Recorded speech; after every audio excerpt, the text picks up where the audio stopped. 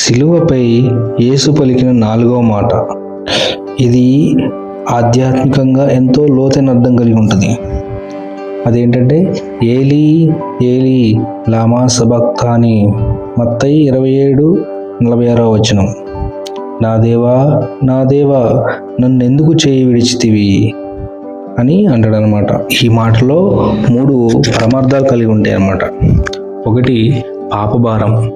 యేసుక్రీస్తు లోక పాపములన్నింటినీ తనపై వేసుకున్న క్షణం అది. దేవుడు పరిశుద్ధుడు కాబట్టి పాపాన్ని భరిస్తున్న కుమారుని వైపు చూడలేక ముఖం తిప్పుకున్నాడు. ఆ సమయంలో తండ్రి నుండి విడిపోవడమే యేసు అనుభవించిన అతిపెద్ద ఆవేదన. రెండవది ఏంటంటే మానవత్వం మరియు దైవత్వం.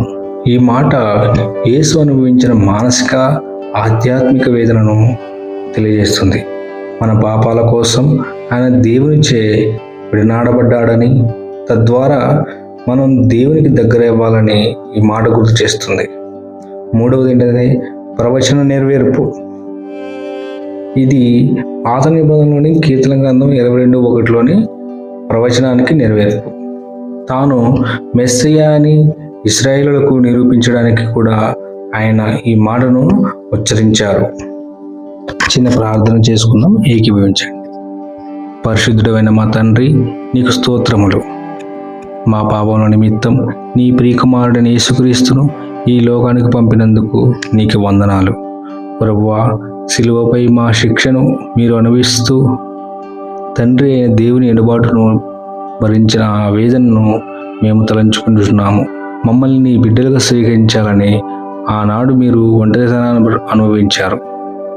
మీరు పొందిన ఆ శ్రమను బట్టి, మీరు చిందించిన రక్తమును బట్టి మాకు విముక్తిని ప్రసాదించినందుకు వందనాలు.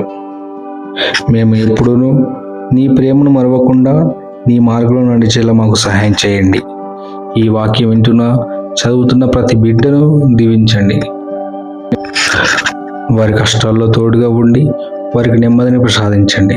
యేసు నామమున ప్రార్థిస్తున్నాము తండ్రి. ఆమేన్. ఆమేన్.